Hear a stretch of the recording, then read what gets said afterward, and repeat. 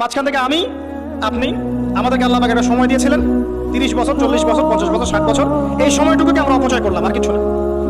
আর এই সময় একটা চান্স একবার চলে গেলে আর কখনো আসবে না। ইমাজিন, আপনি মনে করেন ইউ আর ডেড, আপনি মারা গেছেন, তারপর বুঝবেন যে আপনি মারা যাওয়ার পরেও উম্মার কিছুই যায় আসে নাই, এই মহাবিশ্বের কিছু যায় আসেনি, আপনি এসেছেন চলে গেছেন। যখন ছিলাম পৃথিবীতে তখন আমি আমার উপর অর্পিত দায়িত্ব কতটুকু পালন করছি এর হিসাব আমাকে দিতে হবে পরকালে কিয়ামতের মাঠে। আল্লাহ পাক আমাদের কথাগুলোর গভীরতা বোঝার তৌফিক দান করুন। আমরা সবাই চাই উম্মার উন্নতি, অগ্রগতি, প্রগতি এবং বিজয়, কিন্তু আমরা এখন যা যা কাজ নিয়ে ব্যস্ত আছি এগুলোতে ব্যস্ত থাকলে এই বিজয় অর্জিত হবে না। আমাদেরকে রাসূলুল্লাহ সাল্লাল্লাহু আলাইহি ওয়াসাল্লাম এবং সাহাবায়ে কেরাম রাদিয়াল্লাহু আনহুর মতো করে দ্বীনের পথে কাজ করতে হবে। সর্বপ্রথম দরকার ইলম, উলামায়ে কেরামের সোহবত, তাসকিয়া, আত্মশুদ্ধি। আপনার দরকার উলামায়ে কেরামের মধ্যে ইউনাইটেড একটা প্ল্যাটফর্ম, একটা যোগ্য নেতৃত্ব, সবাইকে নিজের ভাই মনে করার মানসিকতা, নিজের দেশ, জাতি, উম্মাহকে একসাথে নিয়ে এগিয়ে যাওয়া, সবার কল্যাণকামী হওয়া। দরকার যুব সমাজের রেভলিউশন, যুব সমাজের আল্লাহর পথে প্রত্যাবর্তনের রেভলিউশন দরকার। আমাদের মেয়েদের যে অশ্লীলতার পথে নিয়ে যাওয়া হয়েছে এখান থেকে আমাদের প্রত্যাবর্তন দরকার আল্লাহর পথে। আমাদের পরবর্তী জেনারেশনকে আবু বকর, ওমর, ওসমান, আলী রাদিয়াল্লাহু আনহুর মতো আদর্শ করে তোলা দরকার। অনেক কাজ বাকি আছে, অনেক কাজ বাকি আছে, কাজের বহু বাকি আছে, পথ এখনো যোজন যোজন দূর। আমরা এমন কিছু করে ফেলিনি এখনো যে বাংলার মাটিতে দিন কায়েম হয়ে গেছে, এমন কিছু করিনি আমরা এখন। আর আমরা এভাবে হেলায় খেলায় যদি সবকিছু পার করতে থাকি, এখন যা আছে 10 বছর পর সেটাও থাকবে না। দেখে নিয়েন এখন যা আছে এভাবে যদি চলতে থাকি আমরা, আগামী 10 বছর এটাও থাকবে না। তখন আফসোস করতে হবে আগে 10 বছরই মনে হয় ভালো ছিল। হ্যাঁ, বিগত 10, 20, 30, 40, 50 থেকে যদি এভাবে কাজ করতে পারতাম হয়তো আজকে আমাকে অবস্থা দেখতে হতো না। কথাগুলো অনেকের মনোভূত হবে না আমি জানি, কিন্তু যাদের মনোভূত হবে না তাদের নিয়ে আমার মোটেও মাথা ব্যথা নাই। যেটা আপনাকে সত্য বলে মনে হচ্ছে এবং আল্লাহ আপনার কলবের মধ্যে ইনস্টল করেছেন, কোরআন সুন্নাহর মানদণ্ড এটা সত্য, এই সত্য বলার সৎ সাহস আপনার থাকা উচিত। তার পক্ষে একজন মানুষ থাক আর 1 লাখ মানুষই থাক, যদি এমন কোনো কথা সত্য হয় যেটা কেউ বলেনি আগে, আপনার সাহস করা উচিত সেটা বলার জন্য। আজকে থেকে 6 বছর আগে বলেছিলাম যে পেপার মানি থাকবে না, বলেছিলাম। আগামী 10 বছরের মধ্যে দেখবেন ইনশাআল্লাহ তাআলা, আল্লাহু আ'লাম বছর কত, আগামী সময়গুলোতে দেখবেন পেপার মানি বলে কিচ্ছু থাকবে, ডিজিট দিবেন খালি ডিজিট। তার চেয়ে ডেঞ্জারাস বিষয় হচ্ছে এই ক্রিপ্টোকারেন্সির উপরে গভর্নমেন্টের কোনো নিয়ন্ত্রণ থাকবে না। ক্রিপ্টোকারেন্সির উপরে গভর্নমেন্টের কোনো নিয়ন্ত্রণ থাকে না, এটা আরো ডেঞ্জারাস। এতে করে একটা জাতির সম্পদ লুটে নেওয়া সহজ হয়। যারা এই কাজগুলো করছে পরিকল্পিতভাবে করছে, এমনি করছে না, সুপরিকল্পিতভাবেই করছে এগুলো। অতএব যেটা বর্তমান, সেই বর্তমান সম্পর্কে যদি আপনি সচেতন না হন, আপনার কাছে মনে হবে যেটা ভবিষ্যৎ বক্তা মনে হয়। অথচ এটা ভবিষ্যৎ ছিল না, এটা বর্তমানই ছিল। আপনি বর্তমান সম্পর্কে গাফেল ছিলেন বলেই বুঝতে পারেন নাই। এখনো যেটা বললাম এটা বর্তমান, এটা ভবিষ্যৎ নয়। বর্তমান সম্পর্কে গাফেল থাকলে আপনি বুঝতে পারবেন না। লাহুম কুলুবুন লা ইয়াফকাহুনা বিহা ওয়া লাহুম আযানুন লা ইয়াসমাউনা বিহা ওয়া লাহুম আ'য়ুনুন লা ইউবসিরুনা বিহা উলাইকা কাল আনআম বাল হুম আদাল ওয়া উলাইকা হুমুল গাফিলুন। আজকের বক্তব্যের টপিক এটা ছিল না যে আমি আলোচনা করলাম, আমি অন্য কিছু চিন্তা করেছিলাম, কিন্তু আমি আশা করি কথাগুলো আপনাদের কাজে দিবে, এই কথাগুলো মানুষের কাছে ছড়িয়ে যাবে ইনশাআল্লাহ। প্রথম কথা হচ্ছে উম্মার অবস্থা ভালো না, মুসলিম উম্মার অবস্থা এখন ভালো না। এখন সেই সোনালী যুগ চলছে না। এটা আবু বকর, ওমর, ওসমান, আলীর যুগ নয় রাদিয়াল্লাহু আনহুম। এটা উসমানীয় খেলাফত নয়, উমাইয়া, আব্বাসীয়, ফাতিমি খেলাফত নয়। এটা মিশরের মামলুক শাসন নয়, কর্ডোবা ইসলামী খেলাফত নয়। এটা তো অটোমান এম্পায়ারদের মতো সময়ও নয়, যখন অ্যাটলিস্ট একটা শেল ছিল। এতিম অবস্থায় আছি আমরা। সারা ওয়ার্ল্ড ওয়াইড তাকান, দেখবেন মুসলিমদের স্বতন্ত্র কোনো খেলাফা স্টেট নাই, আছে? পুরো মুসলিম উম্মার দিকে তাকান, যেদিকে তাকাবেন সেদিকে মুসলিমরা মার খাচ্ছে, দেখবেন। যে কোনো কান্ট্রি বেছে নেন, দেখবেন মার খাচ্ছে। পুরো উম্মার দিকে তাকান, মুসলিমরা আছে সবচেয়ে বড় সুদখোর, মুসলিমরা সুদ খাচ্ছে। মুসলিম উম্মার যুবকরা আজকে নাস্তিক হয়ে যাচ্ছে। জেনারেল লাইনে পড়া ম্যাক্সিমাম যুবক কোরআন তেলাওয়াত করতে পারে না। ম্যাক্সিমাম মেয়ের আজকে বেপরদায় চলছে। ম্যাক্সিমাম আলেমদের মধ্যে আপনি দেখবেন বিভক্তি। উম্মা সেই সোনালী যুগে আর নেই এখন। পলিটিক্যালি আপনার কাছে কোনো পাওয়ার নাই, ইকোনমিক কোনো সেকশন নাই, স্বতন্ত্র কোনো ইকোনমিক সিস্টেম নাই, কোনো মিডিয়া নাই আপনার স্বতন্ত্র প্রযুক্তিও নাই, স্বতন্ত্র সামরিক বাহিনী নাই। এবং কয়টা মুসলিম কান্ট্রি আপনি পাবেন যাদের পারমাণবিক অস্ত্র আছে? ওভারঅল সারা বিশ্ব জুড়ে আমাদের অবস্থা ভালো না, এটাকে বুঝতে হবে আপনাকে। এরপর আপনাকে চিন্তা করতে হবে কিভাবে কাজ করা যায় ব্যক্তিগত পর্যায়ে, as a nation, as a উম্মা, as a family, as a organisation, কিভাবে আগানো যায়। কোনো ফিকির দেখি না আমি যুবকদের মধ্যে এখন। কয়টা যুবক আপনি দেখবেন যারা ফিকির করছে? জেনারেল লাইনে পড়া কাদের মধ্যে ফিকির আছে? যখন আল্লাহ যাদেরকে দায়িত্ব দিয়েছেন তারা ফিকির করে না, আল্লাহ পাক অন্য কওমকে নিয়ে এসে ওদের জায়গায় বসায় দেন।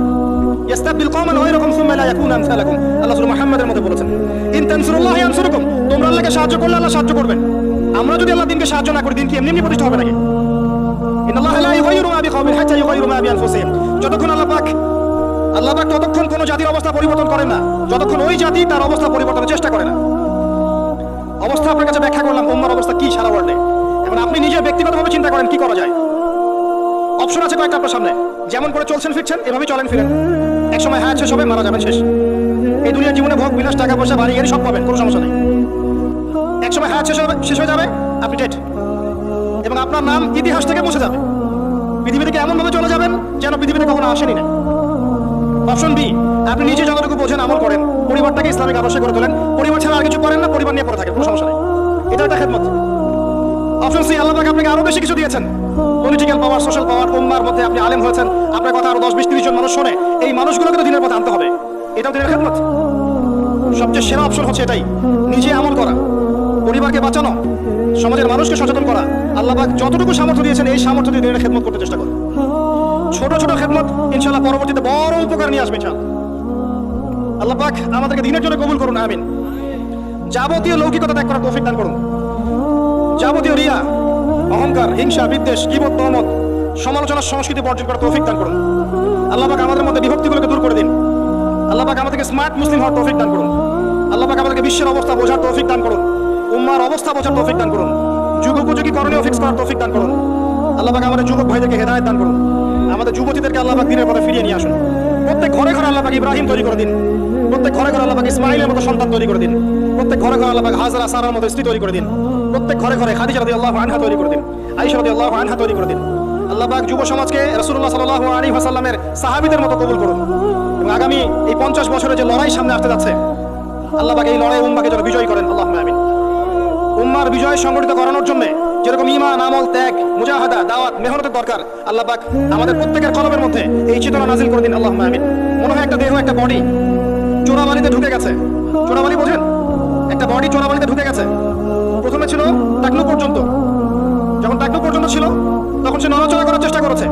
আশপাশের মানুষটাকে বুঝিয়েছে নড়াচড়া করো না, টাকলু পর্যন্ত আছো, হাঁটু পর্যন্ত চলে যাবে। সে নড়াচড়া করা থামিয়ে দিয়েছে। নড়াচড়া না করা সত্ত্বেও একদিন তার হাঁটু ডুবে গেছে। হাঁটু ডুবে যাওয়ার পর আশপাশের মানুষ আবার বুঝিয়েছে খবরটা নড়াচড়া করো না, যদি আর নড়াচড়া করো তোমার উরু পর্যন্ত ডুবে যাবে। সে বেচারা নড়াচড়া করে নাই, দাঁড়িয়ে আছে। নড়াচড়া না করা সত্ত্বেও একদিন তার হাই পর্যন্ত ডুবে গেছে। এভাবে আস্তে আস্তে কোমর, তারপর আস্তে আস্তে বুক, আস্তে আস্তে গলা। আমার কাছে এখন মনে হয় যে গলাটুকু যে বাকি আছে এইটুকু খুব কষ্ট করে উঠতে চেষ্টা করছে।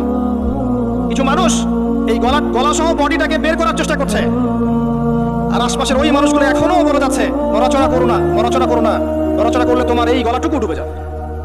এই গলাটুকু একদিন ডুবে যাবে, এমনিতেই ডুবে যাবে। যদি সে প্রথম অবস্থায় নড়াচড়া করতো আর আশপাশের মানুষগুলো সবাই মিলে তাকে হেল্প করতো, আজকে এই বডিটা স্বাধীনভাবে ঘুরতে পারতো ইনশাআল্লাহ। আর এই বডিটা হচ্ছে সারা বিশ্বে মুসলিম উম্মাহ। এই বডিটা হচ্ছে সারা বিশ্বে মুসলিম উম্মাহ। জানি না আমার কথা আপনি বুঝতে পারলেন কিনা। বাস্তবতা এমনই, বাস্তবতা এমনই। এখন আপনি চেষ্টা করছেন বের করা নিজেকে, আবারও পুরো দেহটাকে বের করবো, পুরো দেহটা আবার স্বাধীনভাবে হাঁটবে ইনশাআল্লাহ। কিন্তু আশপাশের মানুষ বলবে নড়াচড়া করো না, নড়াচড়া করো না, যতটুকু আছে এতটুকু ডুবে যাও। এরা শুরু থেকে এই কথাই বলে এসেছিল, আজ পর্যন্ত এই কথাই বলে যাচ্ছে। বডি আস্তে আস্তে টাকনু, হাঁটু, কোমর, বুক, গলা পর্যন্ত ডুবে গেছে। পুরো বিশ্বের দিকে আপনি তাকিয়ে দেখেন, মুসলিম উম্মার এর চেয়ে বেস্ট এক্সাম্পল আমার কাছে জানা নেই। তবে ইনশাআল্লাহ এই দিন থাকবে না। ইনশাআল্লাহ তাআলা আল্লাহ পাক অচিরেই এমন প্রজন্ম নিয়ে আসবেন যারা পুরো গলা সহ বডিটাকে টেনে বের করবে ইনশাআল্লাহ। এখন আমরা যা করছি এগুলো করতে থাকলে কখনোই কাজ সম্ভব হবে না। প্রথম যে কাজটা দরকার, প্রিয় ভাইরা, আমার কথায় মন খারাপ করবেন না, প্রথম যে কাজটা দরকার সেটা তাওহীদ। আল্লাহ পাক এটা করতে পারেন। এই তাওহীদের সাথে কোনো কিছুর শরীক করা যাবে না, টোটালি খালেস তাওহীদ লাগবে। এবং নবীর সুন্নাহ সাল্লাল্লাহু আলাইহি ওয়াসাল্লাম, তাওহীদ এবং সুন্নাহর সাথে কোনো আপোষ করা যাবে না। এরপর দরকার আপনার আদর্শ পরিবার এবং হালাল রিজিক। এরপর দরকার আপনার উম্মার মধ্যে ঐক্য এবং উলামায়ে কেরামের কাছে গিয়ে দ্বারস্থ হয়ে তাদেরকে রিকোয়েস্ট করা যে আপনারা ঐক্যবদ্ধ হন আল্লাহর ওয়াস্তে। আর কবে ঐক্যবদ্ধ হবেন? কবে ঐক্যবদ্ধ হবেন? আপনাদের দিকে সবাই তাকিয়ে আছে।